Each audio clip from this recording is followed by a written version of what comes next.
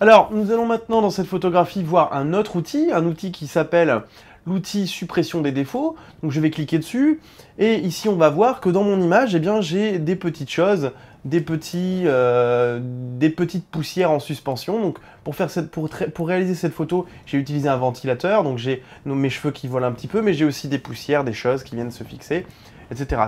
Ces poussières ne sont pas sur mon capteur. En revanche, si vous avez des poussières sur votre capteur, vous aurez les mêmes effets. Ou en tout cas, vous les verrez un peu plus d'ailleurs, puisqu'elles seront souvent noires. Ici, on voit que j'ai des petites choses en suspension, donc vous ne le verrez peut-être pas à l'écran. C'est normal, puisque moi-même, je les vois très très peu. Mais je sais qu'elles y sont. Et vous voyez ici qu'en utilisant l'onglet « Afficher les défauts », vous avez la possibilité de détecter ces petits éléments perturbateurs. Et vous verrez quand vous aurez des poussières, eh bien que ça s'affichera aussi. Vous verrez toutes ces petites choses. Donc ici, on peut jouer bien sûr sur la puissance de l'outil. Et bien évidemment, lorsque j'enlève, c'est pas forcément visible, mais pourtant elles y sont. En tout cas, on a affaire à des petites choses. Et vous pourrez aller donc modifier ces petites poussières et faire en sorte que Lightroom nous dise ici, on n'a pas de poussière.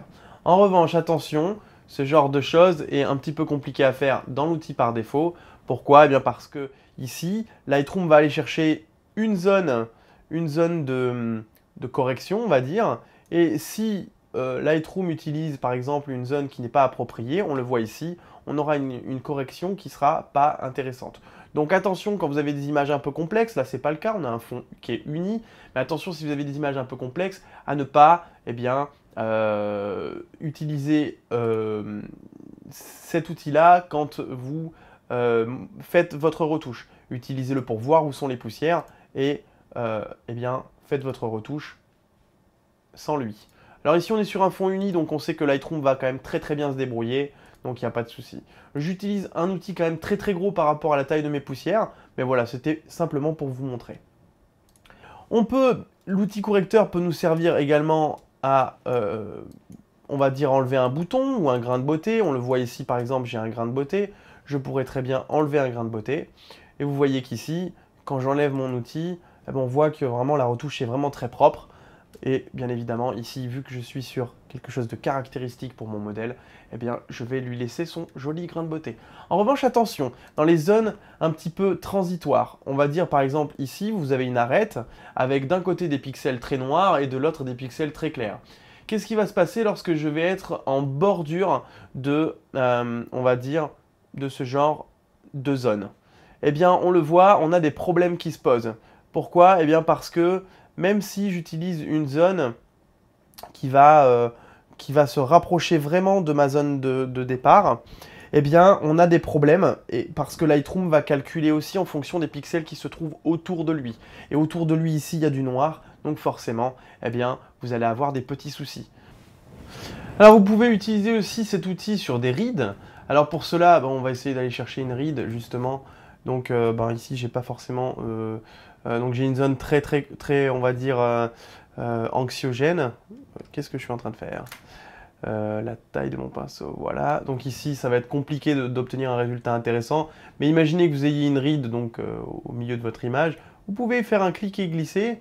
Et de cette manière, vous allez pouvoir faire des retouches sur des rides ou des choses qui sont un peu plus longues. Donc ici, on le voit, ça ne marche pas forcément, puisqu'on est sur une zone où autour, on a quand même beaucoup de détails.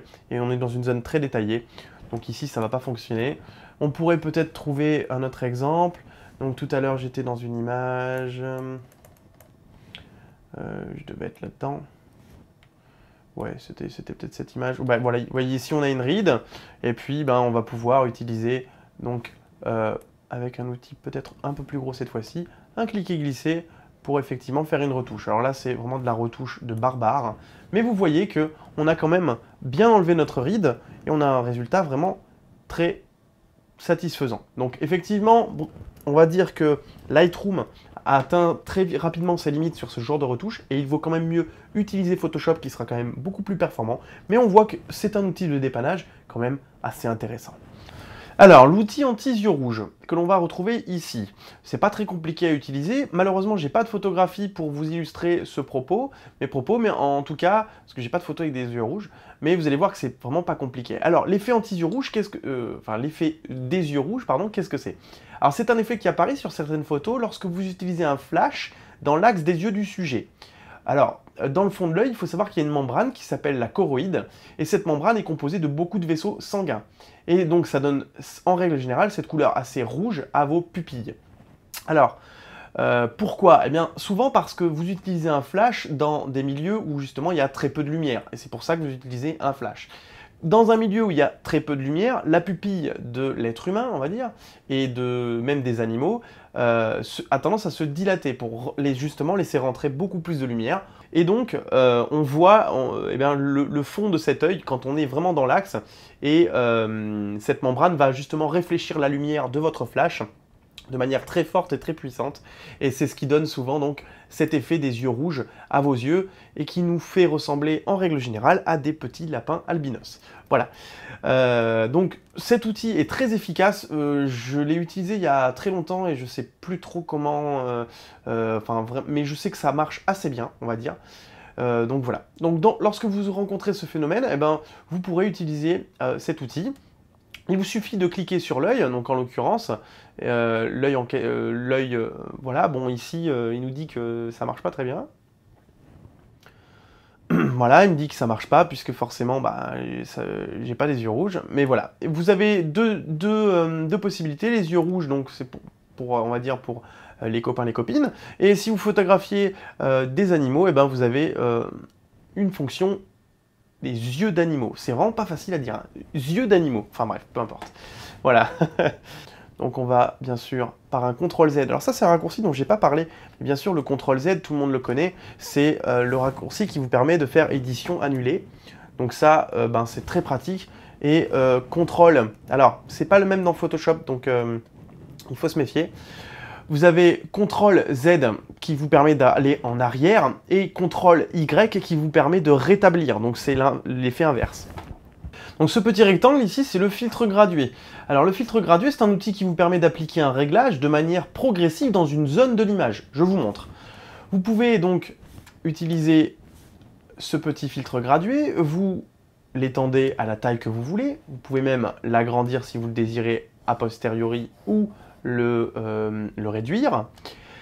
Donc ici, on va régler par exemple une augmentation. Donc, si vous affichez le masque d'incrustation, vous voyez où l'effet va être appliqué. Alors, il y a de fortes chances que vous ayez un masque d'incrustation, on va dire, rouge, comme cela. Mais moi, j'utilise le vert, parce que j'ai souvent des photos sur fond rouge. Et donc, sur fond rouge, mon rouge a tendance à quand même vachement moins bien se voir. Donc, voilà. Donc, j'utilise plutôt un fond, on va dire, vert, pour les masques d'incrustation. Je reviens dessus. Donc vous voyez où le réglage va être actif. Donc ici, moi par exemple, je voudrais faire l'inverse. Donc je tourne mon filtre gradué, et puis eh bien, je vais jouer peut-être sur justement mon exposition. Et il vaut mieux enlever le masque de réglage, le masque d'incrustation, pour voir l'effet du réglage. Et ici on le voit, eh ben, je vais agir sur l'exposition de ma photographie, mais par exemple que sur la partie haute. Vous pourrez revenir d'ailleurs en arrière à n'importe quel moment.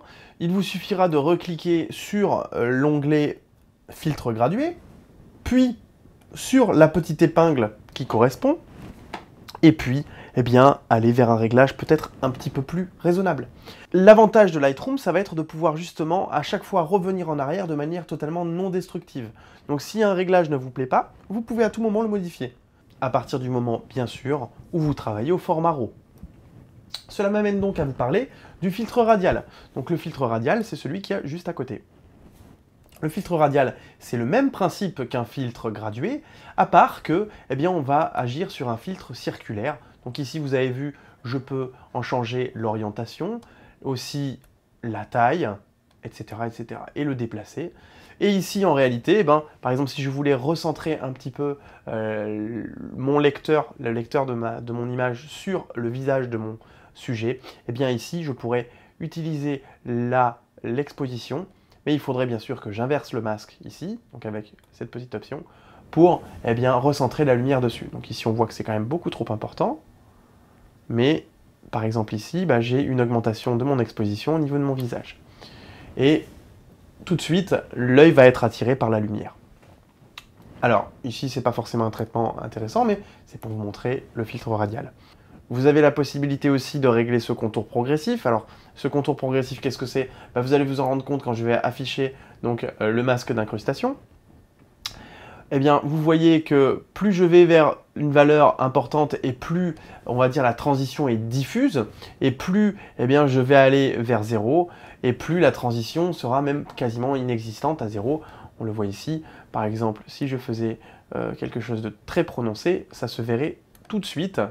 Voilà, on voit vraiment une transition nette. Donc, en règle générale, ce genre de choses ne sont pas vraiment très judicieuses.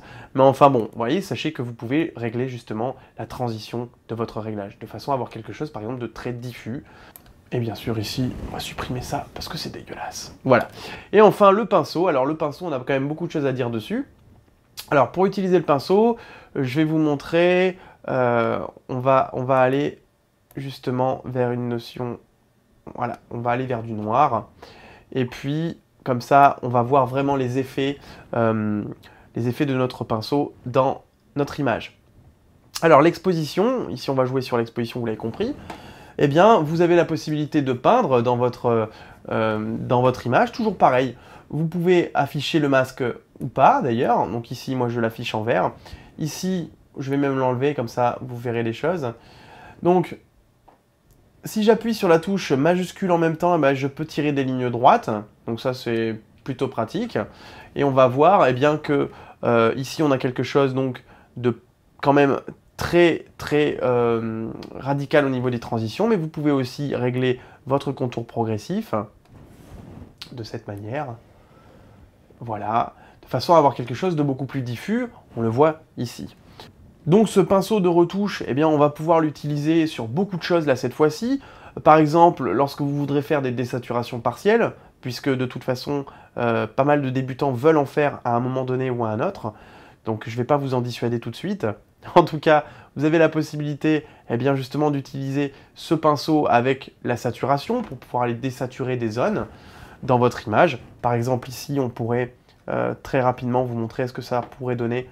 Si je voulais par exemple garder que le bleu de ma robe, eh bien ici, je pourrais utiliser mon pinceau avec la saturation à 0 et puis aller peindre dans mon image, bien sûr avec une exposition normale.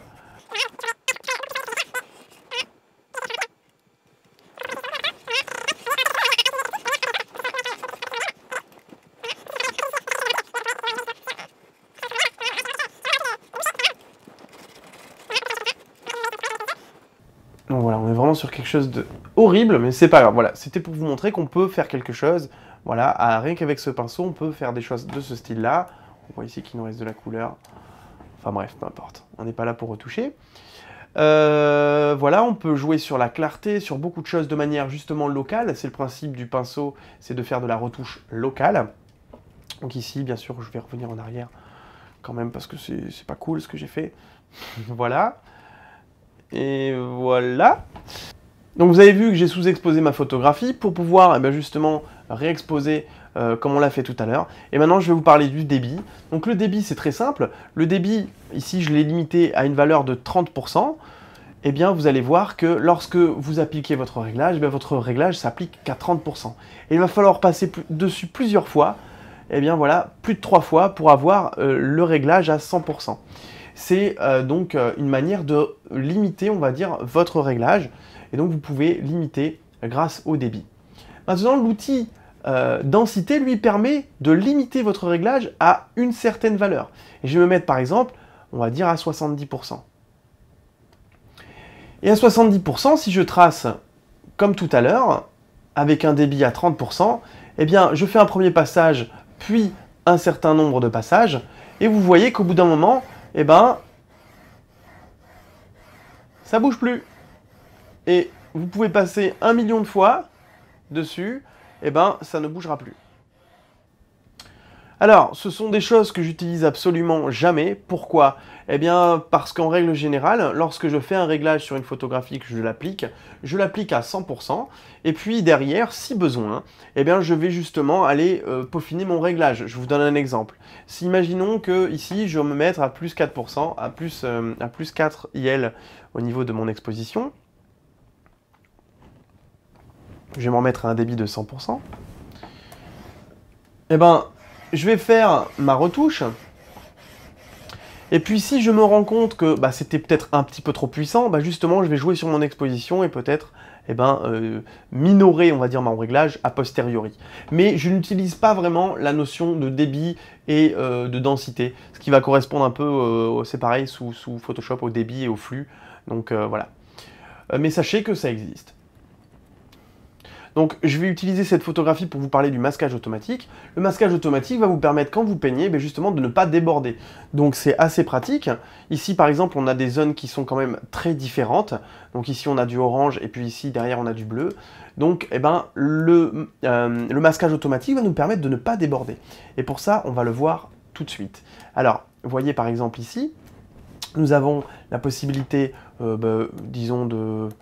Peu importe, on va faire un réglage, peu importe. Donc une augmentation de l'exposition. Et ici, je vais peindre dessus.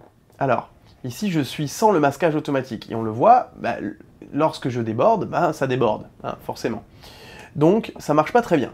En revanche, si j'utilise le masquage automatique, c'est cette petite fonction-là.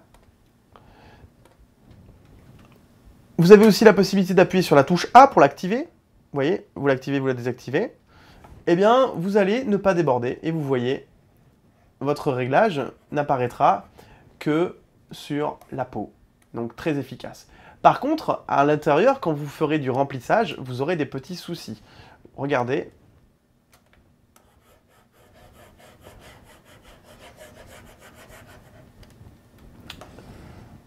Vous voyez par exemple ici et ici. Alors ici, on ne le voit pas très bien parce que c'est en vert.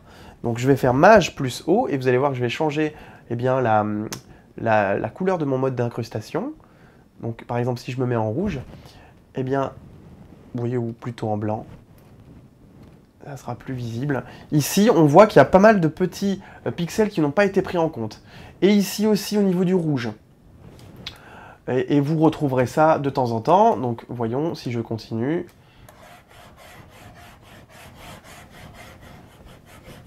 Vous voyez ici par exemple qu'on a des pixels qui n'ont pas été pris en compte. Et ici on a tout un tas de petits pixels qui n'ont pas été pris en compte. Donc lorsque vous faites du remplissage, désactivé par la touche A, donc vous voyez je viens de le désactiver, et là vous voyez que vous peignez à l'intérieur, ici on le voit aussi, mes pixels vont être pris en compte, ici aussi, au bord, voilà, et ici aussi, voilà.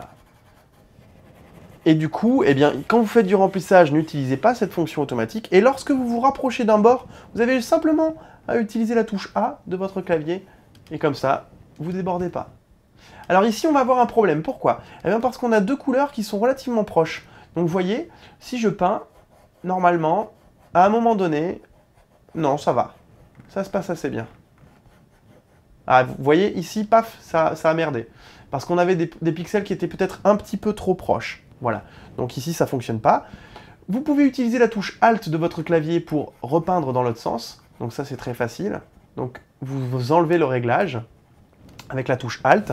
Lorsque vous appuyez sur la touche Alt, vous avez un nouveau pinceau. Donc ce nouveau pinceau a aussi une taille qui est propre à lui-même. Donc vous pouvez la régler, ou la réduire ou l'augmenter, etc., etc. Et lorsque vous relâchez la touche Alt, vous avez à nouveau votre pinceau qui arrive en plus, avec le petit plus au milieu. Excusez-moi, je suis un peu malade. Ce qui explique aussi pourquoi j'ai beaucoup de mal à parler aujourd'hui. Voilà. Et ici, voilà, en remplissage, vous pouvez enlever grâce à la touche A, et on voit ici que je remplis de manière un petit peu plus intelligente. Voilà. Et par exemple, on pourrait affilier un réglage, donc une augmentation de l'exposition, par exemple. Bon. Voilà.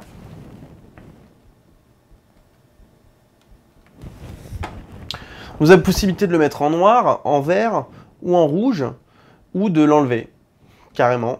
Voilà. Donc majuscule plus O, donc ça c'est quand même assez pratique.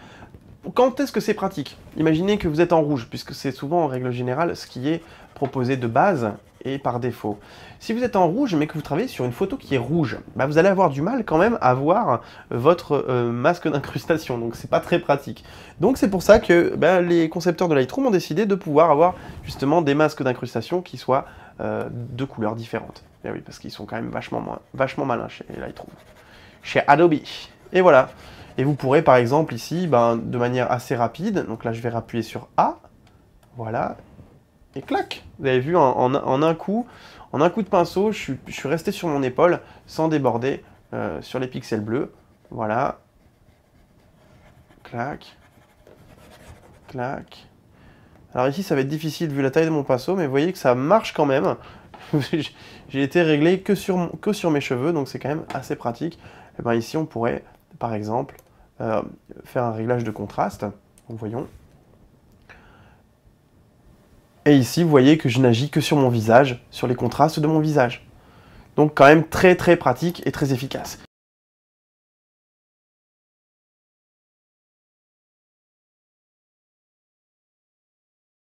Si ça t'a pas suffi, tu peux retrouver les épisodes précédents et aussi t'abonner.